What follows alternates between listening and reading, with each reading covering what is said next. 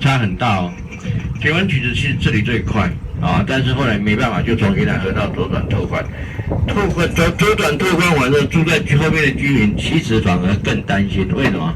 因为这个叫做河冲、正冲、架冲啊。这水太急，如果台风天的时候，你知道我们这条河非常恐怖特别哦。台风天只要一来啊，这个水位是瞬间暴涨3公尺。好，那水位暴涨的话，这水太急，他们很担心会冲破堤防淹到他们去，所以他们就请来了右边那个庙的主神。这个右边那个庙的主神不是土地公哈，叫他的是主神是姜子牙姜太公。姜太公庙，这个庙里面桌子底下有一块石头，叫做泰山石敢当。各位知道姜太公除了钓鱼、离水参政之外，其实他在封神榜里面他是主要的封神官，他的地位其实很高的哈，他是主要的封神官。他在封神榜里面108个好汉要被封为神位的时候啊，他是主要封神，但是他真正最大的地位的官叫做玉皇大帝。玉皇大帝本来是姜子牙想要自己保留，在封神的时候，后来因为有一个人非常调皮，叫做张友仁，听说在封神的时候躲在桌子底下。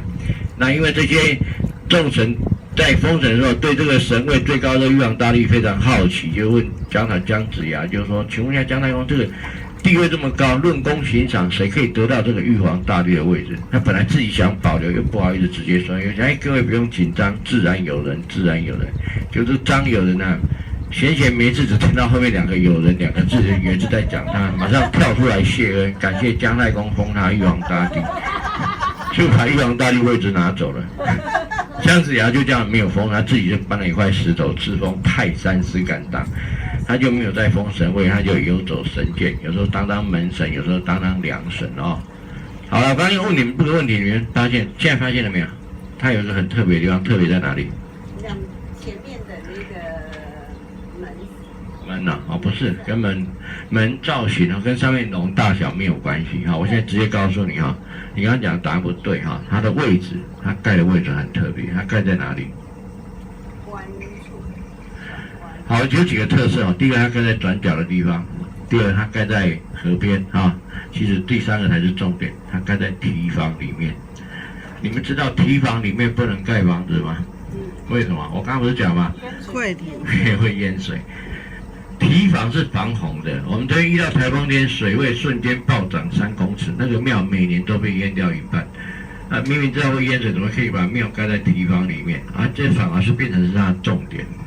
因为姜子牙姜太公当过门神，当过梁神，这个庙盖得很有特色。你注意看它前面屋顶的横梁的高度，其实把它延伸到后面去，其实跟堤防一模一样。也就是要告诉河神说，我姜太公在这里哈，你就不要给我超过我。因为我的地位比你们高啊，不超越姜太公那个庙的屋顶，后面老百姓就不会淹水啊，它有镇住河神的功能，所以这个庙要盖在堤防里面，它叫镇河庙，这是它主要的原因。这个庙在